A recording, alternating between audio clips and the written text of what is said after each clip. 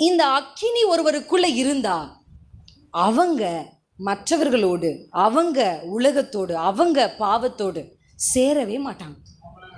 எப்படி ஒரு தாமரை இலை தண்ணீரோடு சேராதோ, வாய்ப்பே இல்லை சேரவே. எவ்வளோ நீ குடமா அது மேலே ஊற்றினாலும் சேராது. சேர்க்க அதற்கு அந்த தன்மையை கர்த்தர் கொடுத்திருக்கிறார். அப்படிதான் அபிஷேகம் பெற்றவர்கள். அடுத்த வசனத்தை நம்ம வாசிக்கலாமா?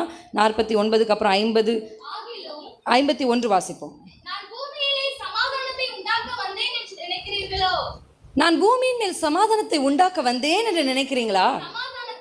இல்லப்பா, பிரிவினையே உண்டாக்க வந்தேன். ஆமென். நம்ம அப்பாவுக்கு பேரு சமாதான காரணர், சமாதான பிரபு. நம்ம தானே உலகம் தர முடியாத சமாதானத்தை தருகிறவர். அவரால் அதையும் பண்ண முடியும், இதையும் பண்ண முடியும். ஆமென். இந்த உலகத்திலேயே ஆண்டவர் முதல்ல செய்த வேலை சிருஷ்டிப்பு. ஆமா தானேங்க? Right or wrong?